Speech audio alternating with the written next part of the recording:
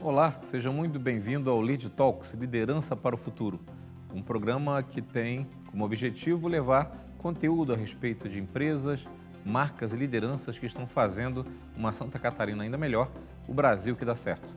Nosso convidado de hoje, Marcelo Cunha Júnior, é diretor da ShareCorp, uma organização, um escritório focado em planejamento tributário e gestão estratégica da contabilidade. Na verdade, um dos assuntos e um dos insumos fundamentais para a performance das boas organizações na economia moderna. Marcelo, muito obrigado por estar aqui conosco no Lead Talks, Liderança para o Futuro. E eu queria começar, assim, na linha do tempo, ouvindo um pouco da história da ShareCorp, porque a ShareCorp se posiciona de maneira muito atualizada, contemporânea e talvez um pouco diferente da maioria dos escritórios ligados a planejamento tributário e a gestão estratégica contábil, né? Se torna um projeto, um escritório de um posicionamento mais inovador. É por aí. Qual é a história do escritório na linha do tempo? Seja super bem-vindo ao Lead Talks. Maravilha, Delta. Primeiro, obrigado pela oportunidade de a gente estar aqui, poder compartilhar um pouquinho o que todo o time da ShareCorp tem feito. Voltando um pouquinho antes da criação da ShareCorp, eu sempre fui um entusiasta do empreendedorismo. Sempre gostei muito de entender como as coisas funcionam, quais são as dificuldades dos empresários, como conseguir apoiar os empresários. Eu estou por volta de 8, 9 anos no mercado de gestão tributária e a gente identifica muito, estando muito próximo do empresário, a gente identifica uma série de dificuldades que o empresário tem com a rotina, né? Ele acaba se envolvendo bastante com a operação, uma coisa que eu falo bastante para a nossa equipe. Uma empresa normalmente ela é fundada em duas ocasiões, né, de um modo geral.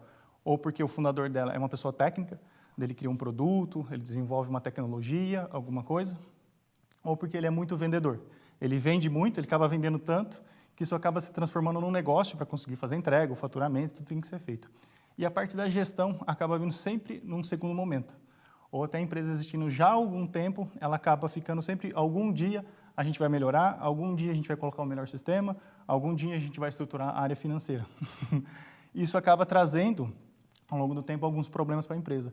E eu, no mercado tributário, vi isso muito. Então, às vezes, tinha uma tese, uma situação para trabalhar com a empresa, né, uma oportunidade tributária, e quando você ia materializar aquilo, falou, pô, faz sentido para a operação do cliente. E quando você ia fazer a recuperação, trazer um benefício, você tinha dificuldades de conseguir a documentação para fazer, a parte histórica daquelas informações, né, dentro de quanto período que a empresa pertenceu com a regime, quais foram as práticas naquele período. Então, você via que a empresa não tinha uma organização. E como a gente faz isso, né? Para deixar as informações organizadas, você precisa ter uma contabilidade que efetivamente se envolve com o cliente. Então, foi identificando essas oportunidades, que é aí muito do meu empreendedorismo, né? Tentar fazer isso de alguma forma e como fazer isso, né? Não dá só para fazer a parte da gestão tributária, né? A gente precisa fazer uma equipe muito grande, muito multidisciplinar para conseguir fazer. Então, dentro da gestão tributária, que era um projeto que eu já tinha bastante tempo, eu consegui trazer, que hoje é minha sócia, uma pessoa que tem muito conhecimento na área de contabilidade, com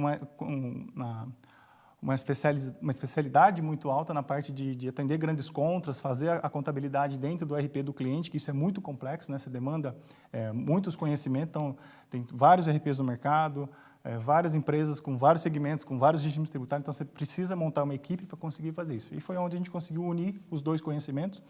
Eu hoje cuido muito da parte do negócio, do desenvolvimento da ShareCorp, e ela cuida muito mais da parte das entregas, né, do atendimento aos clientes. Então, a gente conseguiu unir essas duas situações que funcionam muito bem, que é onde a gente faz a entrega da contabilidade estratégica e da gestão tributária, que são situações que a gente acredita que, andando junto, a gente consegue entregar muito benefício, muito valor para os nossos clientes hoje.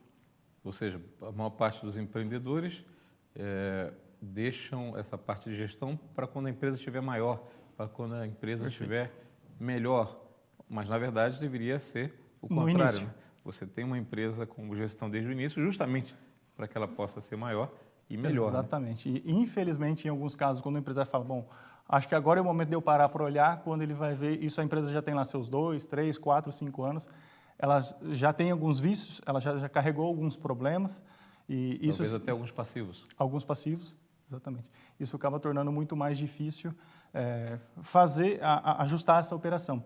E eu acho que um grande problema que a gente vê também, a questão da cultura da organização das informações, né? A informação desde o início de um processo de compra, da questão da organização financeira, de como envia essas informações para a contabilidade, como o empresário olha o negócio dele, né? Ele não pode olhar só por vendas, né? Ele tem que olhar a margem, está observando a legislação, ele tem que ter uma série de coisas que ele precisa olhar. E essa cultura de, às vezes, olhar mais a parte de vendas, mais os relatórios de ROI, quanto eu investi no marketing, quanto voltou, ele às vezes no início ele já começa a olhar isso, mas a parte financeira, a parte contábil, ele sempre deixa para um futuro. E aí, como você bem comentou, às vezes já vem com algumas situações ali bastante desagradáveis, alguns sustos para os empresários. Eu acho que um ponto a ser ressaltado é o empresário, o empreendedor, em tese, deveria ter sucesso e prosperar em função da sua qualidade de entrega no mercado em que atua, ou seja, o foco dele deveria ser o negócio. Perfeito. No entanto, e eu queria te ouvir se faz sentido isso, a desatenção ou talvez o não cuidado com as temáticas relativas, especialmente a planejamento tributário, faça com que, mesmo aquele aparente sucesso em quem se dedica na sua operação, seja insuficiente. Eventualmente, até um não planejamento tributário faz com que a empresa venha a ter resultados negativos, venha até se comprometer na sua perenidade, porque ele achou que estava fazendo certo, focando no seu negócio, né? No Brasil, nesse ambiente tributário tão complexo, dá para dizer que, muitas vezes, a decisão do sucesso ou não de uma empresa no mercado está muito ou tão importante no aspecto da gestão tributária do que do próprio negócio? Delto, sim, dá para dizer. Eu acho que um grande exemplo é o tanto de negócio que Santa Catarina viabilizou para empresas no país todo, pela sua questão tributária e seus benefícios fiscais, que são conhecidos TTD, Tratamento Diferenciado Tributário, que tem em Santa Catarina, tem em alguns outros estados, mas é muito conhecido os que tem aqui em Santa Catarina. Se a gente olhar a região de Itajaí, de Navegantes, o quanto ela cresceu nos últimos 10 anos, muito provavelmente pela economia local, pelo empreendedorismo, que é muito forte em Santa Catarina, mas muito viabilizado pela questão dos benefícios fiscais, por importação, por ter o centro logístico aqui e vender através de e-commerce para outros estados. Então, são negócios que são viabilizados, que são potencializados a capacidade de venda, a economia de escala disso, tão simplesmente pelo benefício fiscal. Ou seja, até a caracterização, a marcação de um produto do ponto de vista tributário pode ser a diferença sobre a competitividade dele ou não. Uma desatenção ao planejamento tributário pode ser a diferença de margem, de resultado de uma empresa ao longo do tempo. Eu posso te afirmar que, em alguns casos, é a diferença de existir a empresa e não existe mais. Nesse Por exemplo, o setor têxtil, que é muito forte aqui em Santa Catarina, né? É reconhecido aqui o quanto é forte. Tem um TTD, tem um dos TTDs que são específicos para o setor têxtil. Se a pessoa operar sem o TTD, provavelmente, né, não vou dar para dizer como a cadeia como um todo, porque tem empresas que têm uma margem muito alta, ela tem um posicionamento, tem muito brand envolvido, então ela acaba tendo uma margem, mas aquelas que não conseguem se destacar pelo brand, que acabam tendo um produto de baixa qualidade, mas com baixo valor agregado, o diferencial está no tributário.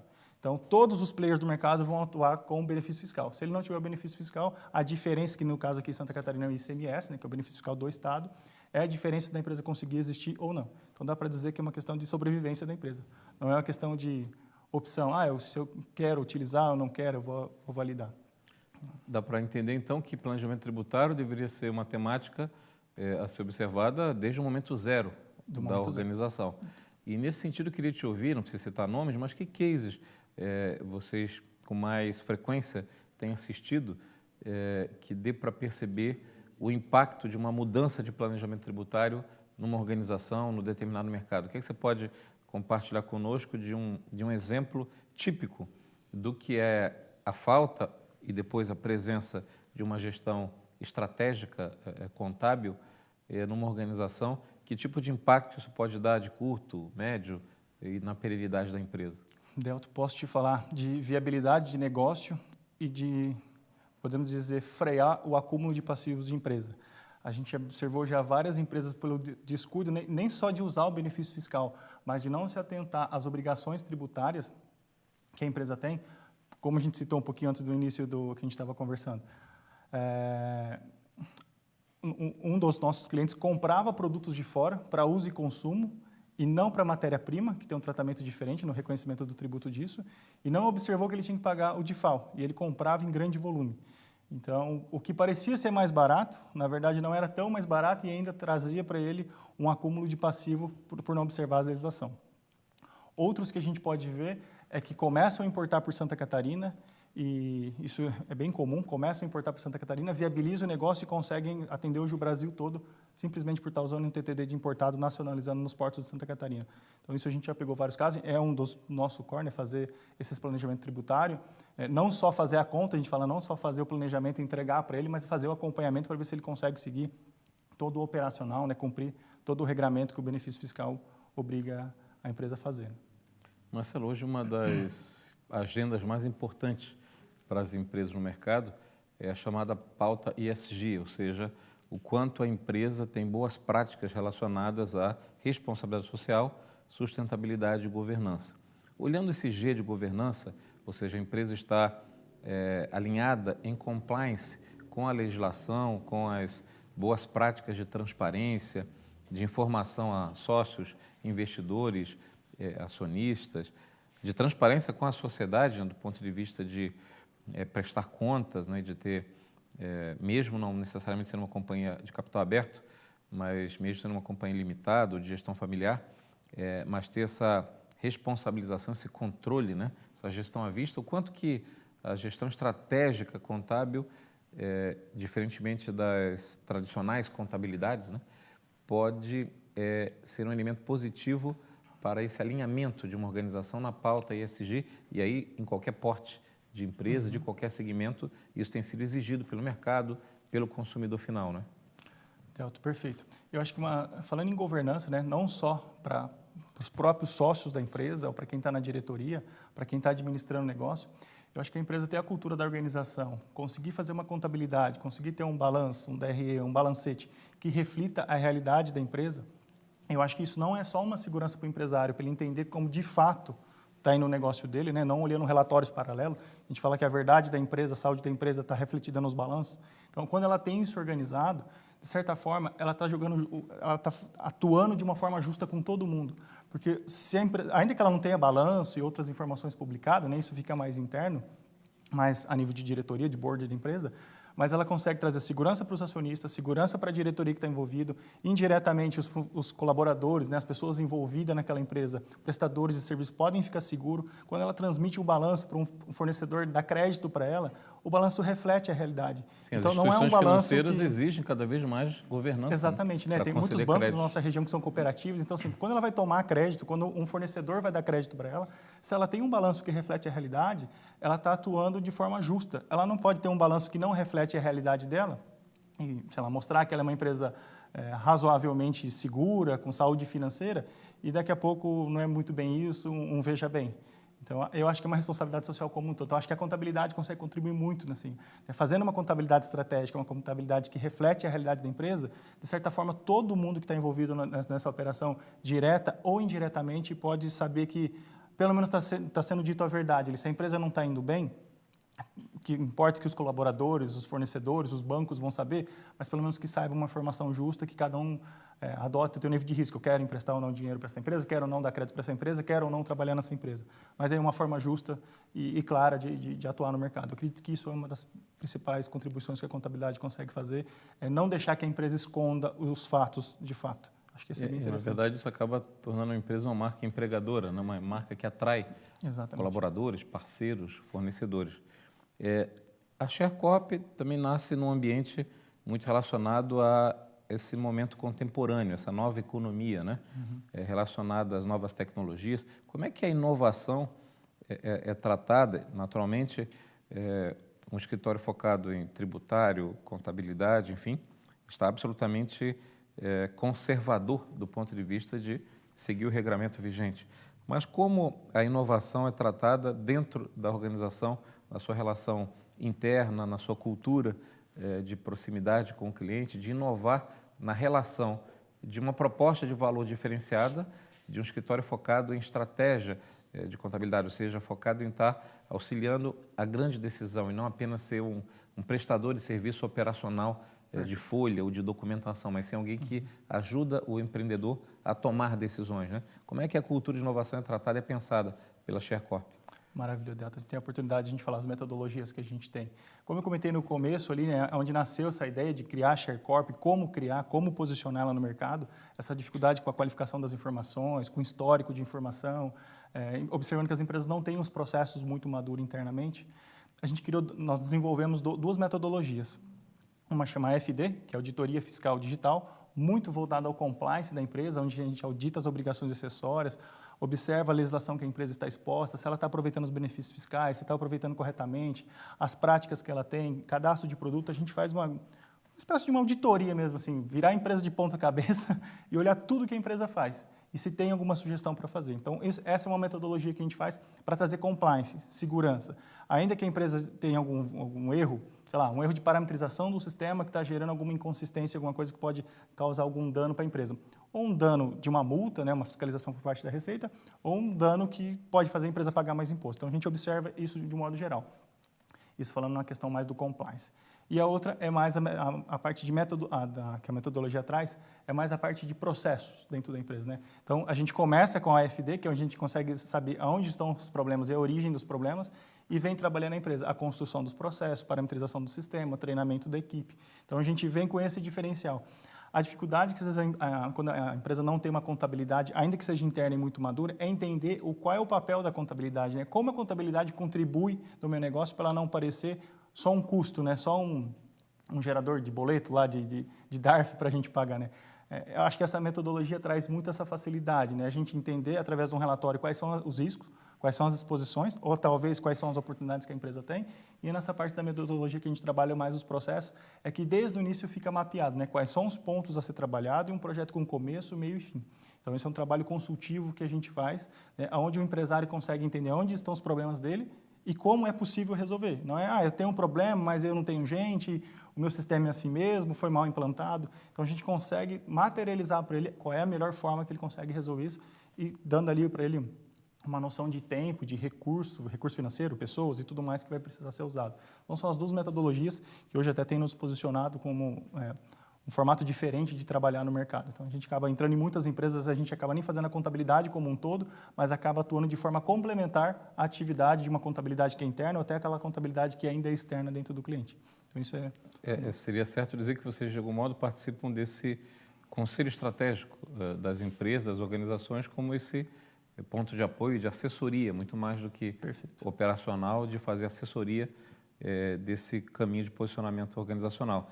Nesse sentido, eu queria te ouvir, acompanhando aí essa ebulição do mercado, enfim, quais são os principais desafios que você tem percebido na cabeça dos empresários, dos empreendedores, no que tange a gestão estratégica contábil, né? Quais são os pontos ali de inflexão?